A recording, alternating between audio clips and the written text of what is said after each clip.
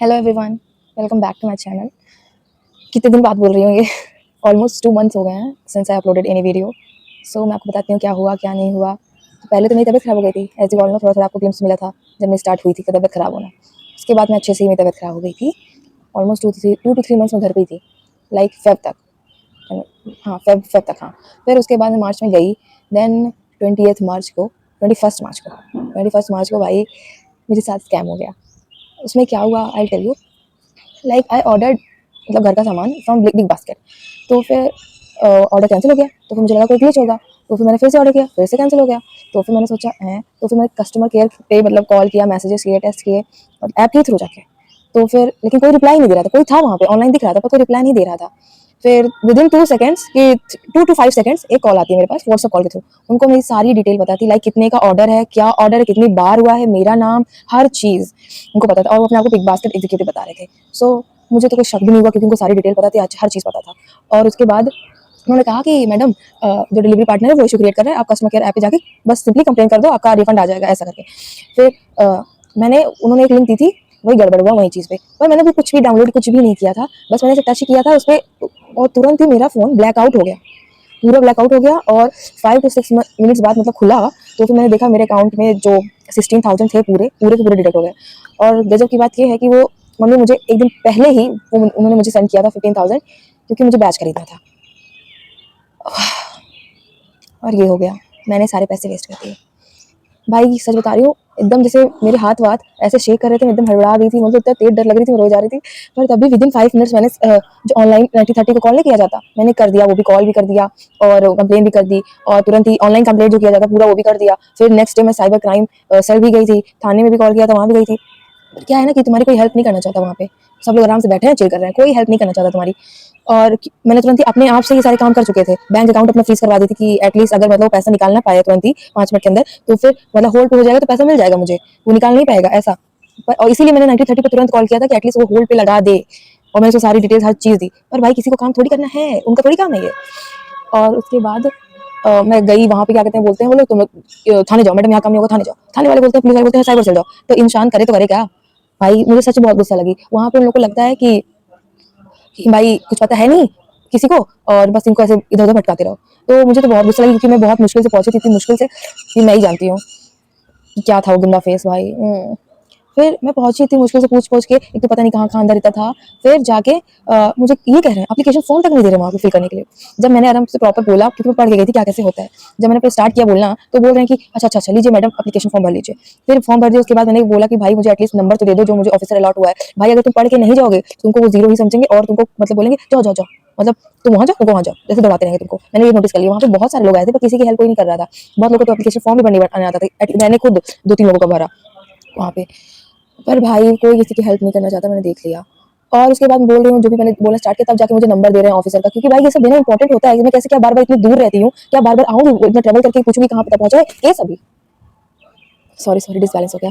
फिर उन्होंने एक नंबर दिया और उसके बाद कहा कि 1 हफ्ते बाद, आप 1 वीक बाद पता करना, ओके। तो फिर भाई मैं कॉल किया, वो जो ऑफिसर अलॉट हुए थे उन्होंने सिंपली यही बोला कि बेटा आपका पैसा तो निकल चुका है, वेस्ट बंगाल का था कोई, और बस इतना ही पता कर पाए कि पैसा निकल चुका है वेस्ट बंगाल का, उसके आगे कुछ नहीं कर पाए। ठीक, और बस यही बोले। और हम तो आप चाहेंगे कि आप इन सब में मत पड़ो, क्योंकि आपको पुलिस वाले इधर उधर दौड़ाएंगे बस, और कोई मतलब है नहीं, और पैसा तो आपको नहीं ही मिलेगा, वो इम्पॉसिबल है। ऐसे उन्होंने प्रॉपर्ली बोला था। अच्छा ये बताओ, तो फिर मेरे इतना, तो फिर क्यों ऐसी गाइडलाइंस लिखी हुई है कि अगर आप विदिन 3 डेज कंप्लेन कर लेते हो या फिर कुछ भी कर देते हो तो आरबीआई होल्ड पे लगा देता है आपको, आपका बैंक अकाउंट से पैसा मिल जाता है। भाई ये सब किस लिए है। मैंने तो विदिन 5 मिनट्स उस 1930 पे कॉल करके इसलिए कंप्लेन कर दी थी कि भाई एटलीस्ट मेरा फ्रोज कर दे वो अकाउंट, तो निकाल ना पाए। और उसके बाद नेक्स्ट डे ही मैंने विजिट किया, क्योंकि शाम को ये हुआ था 5:30 बजे, तो फिर तुरंत मैं उस दिन विजिट नहीं कर सकती थी, तो मैं सुबह ही जाके विजिट की। इतना सारा फॉर्म करी, फोटोकॉपी निकाली सारी चीज़ों का, सब कुछ की, लेकिन कोई मतलब नहीं, क्योंकि कोई तुम्हारी हेल्प ही नहीं करना चाहता। वहाँ पे सब लोग ऐसे बैठे हैं, बस ऐसे बैठे हैं, कोई कुछ नहीं हेल्प करना चाहता। और मेरा एक और क्वेश्चन है कि लाइक उसको मेरी इतनी डिटेल्स कैसे पता थी, मुझे समझ नहीं आया। और अगर ये बिग बास्केट के थ्रू है तो मतलब बिग बास्केट के अंदर ही कोई है, क्योंकि मैंने जो दोबारा डिलीवरी पार्टनर से कॉन्टैक्ट किया, जो मतलब दोबारा देने आए थे, तो उन्होंने बोला कि मैडम ऐसा तो नहीं होता, आता किसी के साथ नहीं हुआ है ऐसा वैसा। तो फिर मैंने बोला कि मैं झूठ बोल रही हूँ। तो फिर उन्होंने बोला कि हो सकता है बिग बास्केट की जो भी टीम में हो हमारे, तो उसमें से कोई किया हो, क्योंकि हो सकता है, क्योंकि जब मैसेजेस और टेक्स्ट में कर रही थी तो सीन हो रहे थे पर रिप्लाई नहीं दे रहा था कोई, वहाँ पे जो ऐप के थ्रू कस्टमर केयर पे कॉल कर रहे थे। तो भाई यही सब हुआ। इतने दिन तक मैं भटकी, एक एक हफ्ते तक वहाँ पे गई, कुछ भी की, वहाँ पुलिस जा रही हूँ, पुलिस थाने जा रही हूँ, उनसे बात कर रही हूँ, वो कर रही हूँ। भाई सब लोग इधर उधर दौड़ाते हैं, और कोई कुछ करने वाला है नहीं यहाँ पे।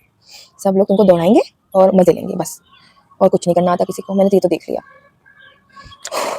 फिर क्या हुआ उसके बाद, 21 मार्च को मेरे साथ ये सब हुआ, और उसके बाद अप्रैल स्टार्ट हो गया। अप्रैल में भी हम लोग भटकते रहे। मतलब मेरा दिमाग हर वक्त वही चल रहा था कि कैसे भी करके मिल जाए, कैसे भी करके मिल जाए, क्योंकि मम्मी बहुत मुश्किल से लाई होंगी ना, कहीं से भी लाई होंगी। और हम लोग के लिए वैल्यू होता है भाई 16,000 का, वो हम लोग को पता है ना कि कितना वैल्यू करता है उतना अमाउंट। और भाई मुझे समझ नहीं आ रहा था, वो दिन बहुत गंदे थे भाई। मैं रो रो के मर गई, सच्ची लिटरली मर गई।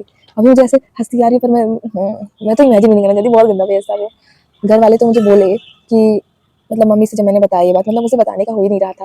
पहले मैंने कंप्लेंट कर दी 1930 पे कि टाइम आ जाए तुरंत, विदिन 5 मिनट। उसके बाद में बताई इतनी तेज तेज रो रही थी कॉल पे कि इसलिए शायद मम्मी ने कुछ बोली नहीं, कुछ भी नहीं बोला। भाई मेरी मम्मी कितनी अच्छी है, उन्होंने बस यही बोला कि कोई बात नहीं बेटा, ध्यान दो और इसी को सीख लो, पैसा आता जाता रहता है। भाई उन्होंने ये बात बोली और मुझे और ज़्यादा लग रही थी ये बातें कि भाई मैं कैसी हूँ भाई। मैंने पूरा वेस्ट कर दिया, हर चीज़ वेस्ट कर दी, उनकी हार्ड अर्न्ड मनी वेस्ट कर दी ऐसे। 1 मिनट नहीं लगा मुझे, मतलब चला गया यार। यार बहुत गंदा लगता है यार, मुझे नहीं लगता मैं कभी भूल पाऊंगी ये चीज़। मुझे बहुत बुरा लग रहा है यार, मुझे समझ ही नहीं आता कोई हेल्प क्यों नहीं करता। वरना कितना अच्छा होता, मिल जाता यार। मैंने कितना ट्राई किया, मतलब बहुत ट्राई किया। मैं दिन दिन भर परेशान रहती हूँ, उस ऑफिसर को मैसेज करती कि सर कहाँ तक पहुँचा, ऐसा वैसा कुछ भी। भाई लास्ट में वो लोग बस यही बोल दिया कि हाँ वेस्ट बंगाल का था, आपका पैसा निकल गया, बस खत्म कहानी। अब आपको नहीं मिलेगा पैसा, ये तो इम्पॉसिबल है, साफ साफ उन्होंने बोल दिया इम्पॉसिबल है। और ऊपर से उसके बाद भी बहुत सारी चीज़ें हुई, लाइक मेरे मेरा बैंक अकाउंट मैंने फ्रोज करवा दिया था ना, तो फिर वहाँ पे मैं रहती थी, तो फिर यहाँ पे बात हुई कि आप किसी भी बैंक अकाउंट में करा सकते हो, मेरा बीओबी का था। देन मैं गई वहाँ पे, तो फिर उन्होंने बोला नहीं, आपने बैंक अकाउंट जहाँ से ओपन करवाया था आपको वहीं से करवाना चाहिए, आपको उसी ब्रांच से ही ओपन होगा। तो भाई यहाँ के ब्रांच में जाकर पापा पता किए, तो फिर ये लोग बोल रहे हैं कि अच्छा अगर आ नहीं सकती है वो, तो फिर आप कह दो कि कहीं वहाँ की कहीं कोई मतलब बीओबी में जाके ईमेल करा दे, ऐसा वैसा। भाई मैं वहाँ पे इतनी मुश्किल से, इतनी दूर थी वाली बैंक वाले ब्रांच की, वहाँ गई मैं पागल जैसे। तो उस दिन पहले दिन तो बंद निकल गई बैंक, पता नहीं क्या था कि बंद थी बैंक। और उसके बाद दूसरे दिन गई फिर से इतनी दूर, तो फिर क्या हुआ, वो लोग बोल रहे हैं कि आप ये करिए वो करिए, पता नहीं क्या क्या करिए, मतलब हर चीज़ करवा ले रहे हैं। तब भी मैं शांति से कर रही हूँ, 2 से 3 घंटे मैं बैंक में ही थी, कर रही हूँ हर चीज़ कर रही हूँ। लेकिन भैया सबसे पहले मैं आ रही हूँ, तब भी मेरा काम नहीं कर रहे हैं वो लोग। और उसके बाद चलो कहे कि उसके बाद कहिए कि हाँ ठीक है मैडम कर देंगे ईमेल, आप जाइए। और मैं कही कि सर अभी कर दीजिए, क्योंकि मुझे बहुत नीड है, और मुझे मतलब कि ना मुझे पैसे आ पा रहे हैं, मैं कैसे रहूँ यहाँ पे, मतलब ऐसा बहुत मुश्किल था। तो फिर मेरे पास था भी नहीं कुछ, तो फिर यही बात थी। तो फिर वो लोग बोल रहे हैं हाँ हाँ कर देंगे, हाँ हाँ कर देंगे। फिर मैं चली गई, लेकिन भाई उन्होंने शायद नहीं किया, और यहाँ पर भी बैंक वाले क्या कहते मान नहीं रहे थे कि मतलब नहीं हम ऐसे नहीं करेंगे, अब आना ही पड़ेगा, पता नहीं क्या क्या। पहले तो खुद ही आपने आइडिया दिया ना कि ईमेल करके करो, अगर इससे नहीं होना था तो आपने क्यों बोला था कि जाके ईमेल करवा दो। भाई मुझे सब लोग परेशान ही कर रहे थे लिटरली। फिर मैं इसके चक्कर में आई यहाँ पे, और पता चला क्यों आई, क्योंकि मेरे कॉलेज की स्कॉलरशिप आने वाली थी। तो फिर पता चलता कि मतलब मेरे कॉलेज की स्कॉलरशिप ना आती क्योंकि मेरा अकाउंट फ्रोज था, ऐसा करके। पर इसीलिए इसके चक्कर में भाई उसी दिन दौड़ भाग करके इतनी जल्दी जल्दी आई घर। और यहाँ पे मुझे पता चला कि मतलब बैंक वाले गई मैं, और वो लिटरली मुझसे कुछ भी नहीं पूछे भाई, कुछ भी नहीं पूछे, बस कर दिए भी क्या, उसके बाद भी बहुत नटंकी हुई कि हाँ मैडम कर दिए हैं। और उसके बाद क्या हुआ, मैं कर तो दिए हैं, मैंने कहा कि मैम एक्टिव नहीं हुआ, देखा आप एक्टिव नहीं हुआ, मेरा यूपीआई वगैरह कुछ नहीं एक्टिव हुआ है। तो फिर बोली अरे नहीं नहीं शाम तक एक्टिव हो जाएगा, ऐसा होता है। तो फिर मैंने कहा अच्छा भाई शाम हो गई। उसके बाद गजब की बात है कि शाम जो दिन था उसके उसके 2 दिन, मतलब जैसे अगला दिन था, वो दोनों दिन क्या कहते हैं, वो था छुट्टी वाला दिन था बैंक का। तो फिर मैं कुछ कर भी नहीं सकती थी, तब भी मैंने 2 दिन छुट्टी वाला वेट किया, ऐसा वैसा किया कि लाइफ में फिर से चली गई वहाँ पे। तो फिर अगर ये नहीं हुआ रहेगा तो फिर से मुझे दिक्कत होगी वही सेम चीज़। पर नहीं हो रहा था उस दिन भी मैं, मतलब जो दिन छुट्टी थी उसके बाद वाले दिन फिर से कई लोग बोले कि अरे अरे एक्टिव हो जाएगा, क्योंकि 24 आवर्स कंप्लीट नहीं हुआ है ना। मैं हाँ क्योंकि 2 दिन बीच में छुट्टी हो गई थी, तो इसीलिए ऐसे ऐसे बोला उन्होंने। फिर मैं चली गई, मैंने कहा अच्छा ये तो ये बात है, मतलब हो जाएगा। मैं वापस चली गई, तो भाई तब भी नहीं हुआ, वो लोग नहीं किए। फिर भाई मैंने पता करवाया, ऐसा वैसा हर चीज़ पता करवाई, और अभी मैं आई हूँ यहाँ फिर से घर। तो फिर मैं फिर से घर आ गई यहाँ पे, क्योंकि बहुत गंदा चल रहा था वहाँ पे, मैं अकेले रह ही नहीं पा रही थी। तो फिर मैं यहाँ पे आई, और उसके बाद यहाँ पे फिर से बैंक गई। मैंने कहा आपने यूपीआई वगैरह एक्टिव करा ही नहीं क्या, आप उसको भी फोर्स कर दियो क्या, ऐसा वैसा बात किया।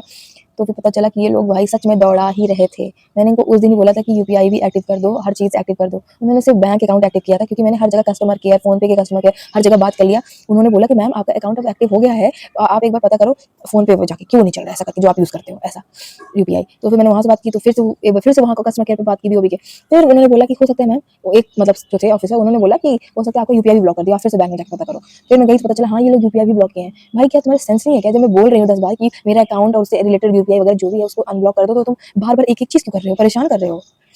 तो यही सब हुआ, और अभी मैं घर पे हूँ, और मेरा भी सेमेस्टर एग्जाम्स है मई में। अभी कल कल तो सेकंड में है, आई मीन फर्स्ट में। और मेरा सेमेस्टर एग्जाम चलेगा, उसके बाद ही मैं आप लोग को दिखूंगी। बहुत बेकार चल रहा है फेस। और मुझे बैच बाय करना था यार, I was thinking to buy Sarathi IAS का जीएस फाउंडेशन बैच, क्योंकि अभी बहुत अच्छा चल रहा है ना वो। और मुझे अनअकैडमी के जो ज्योग्राफी के सुदर्शन गुर्जार सर हैं वो भी बहुत अच्छे लगते हैं पढ़ाने में। तो अगर आप लोगों में किसी के भी पास अगर बैच हो तो प्लीज़ मुझसे शेयर कर सकते हो। लाइक मेरे पास जो बैच है मैं भी शेयर कर लूँगी इक्वल इक्वल। तो फिर अगर होगा तो फिर बताना आप लोग।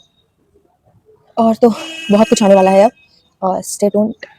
और हाँ, हो सकता है क्योंकि मुझे इस चैनल पे भी डर लग रहा है कि भाई हैक वैक जो भी है, क्योंकि जैसे ही हैक हुआ तो फिर मैं जब 1930 पे बात कर रही थी, मैंने देखा कि मेरे मोबाइल में स्क्रीन रिकॉर्डिंग हो रही है, ऐसा कुछ हो रहा था। तो फिर मैंने तुरंत ही मतलब वो कॉल पे थे तो उन्होंने बोला कि बेटा आप तुरंत ही अपना फ़ोन फॉर्मेट करो इसी वक्त। तो फिर मैंने तुरंत ही फ़ोन फॉर्मेट किया, तो मैंने जितना भी कंटेंट बनाया था, जितने भी फोटोज़ वीडियोज़ और मतलब जितनी भी चीज़ें थी, हर चीज़ तुरंत चली गई, सब कुछ चला गया मेरे पास से। यहाँ तक कि मेरा जो हर कोई फायर वाला इंस्टा का अकाउंट था वो भी चला गया है। अब उसका एक्सेस मैं ले ही नहीं पा रही हूँ, नहीं हो रहा एक्सेस। तो फिर मुझे डर लग रही है कि ये वाला एक्सेस भी ना खो दूँ, ये यूट्यूब का मुझे। तो फिर आई एम प्लानिंग तो फिर कि एक और मतलब एक अलग से यूट्यूब चैनल बनाऊँ कि मतलब सेफ रहे भाई, क्योंकि मुझे डर लग रही है, क्योंकि इतनी मुश्किल से मैंने वो किया था, सच में मैंने बहुत मुश्किल से किया था। पर जैसे ही थोड़ा-थोड़ा होना स्टार्ट हुआ तुरंत खत्म हो गया हर चीज़। लाइक मैं थोड़ा-सा भी ऐसे गई हूँ तो फिर मैं ज़ीरो पे आ गई हूँ, हर चीज़ जगह ज़ीरो पे आ गई हूँ। पर कोई ना, होता है, मुझे कुछ ना कुछ तो सीख मिली ही है।